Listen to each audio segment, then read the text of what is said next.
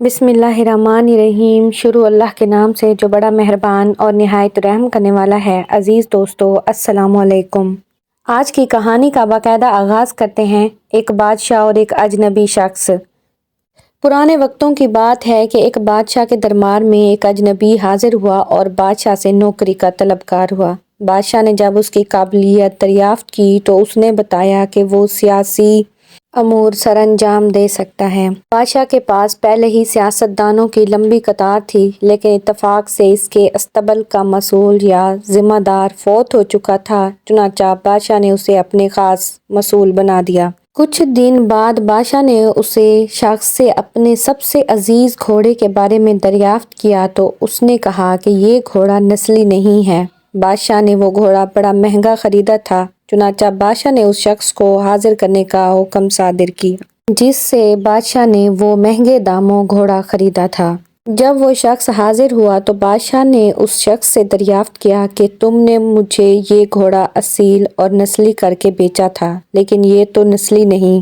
اس شخص نے جواب دیا کہ بادشاہ سلامت، گھوڑا ہے تو نسلی، لیکن اس کی پیدائش کے وقت اس کی ماں مر گئی تھی، چنانچہ یہ گھوڑا ایک گائے کا دودھ پی کر اور اسی گائے کے زیر سایہ پلا ہے، اور اس کی سارا بچپن جو ہے وہ گائے کے ساتھ ہی گزرا ہے۔ بادشاہ نے اس شخص کو رخصت کیا اور اپنے استبل کے مسئول کو بلا کر پوچھا کہ تم کو کیسے پتہ چلا کہ گھوڑا اصیل نہیں؟ اس نے جواب دیا کہ گھوڑا جب گھاس کھاتا ہے تو سر نیچے کر کے گایوں کی طرح گھاس کھاتا ہے، جبکہ نسلی گھوڑا گھاس منہ میں لے کر سر اٹھا لیتا ہے۔ بادشاہ اس کی فراست سے خاصا متاثر اور حیران ہوا اور اس کے گھر میں اناج، گھی، بنے دمبے اور پرندوں کا اعلیٰ گوشت بطور انعام بھجوا دیا، اور اس کے بعد اس نے اس مسئول کو اپنے محل میں اپنی بیگم کے ساتھ تعینات کر دیا۔ کچھ عرصہ گزرنے کے بعد اس نے اپنے مصاحب سے بیگم کے بارے میں رائے مانگی تو اس نے جواب دیا کہ آپ کی بیگم جو ہے وہ ایک شہزادی